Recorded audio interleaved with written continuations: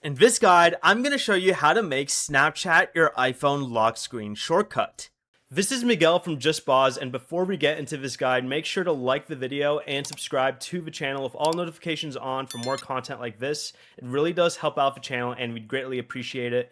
If you have any questions, just ask them down in the comment section below. I'm going to be doing my best to reply to every single comment down there. First, make sure your iPhone is running iOS 18 or later. You can do this by opening the Settings app, scrolling down to General, and selecting Software Update.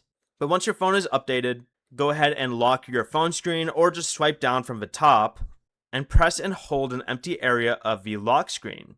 After that, select the Customize button, and then go ahead and select the minus button next to either the flashlight or the camera to replace it with Snapchat.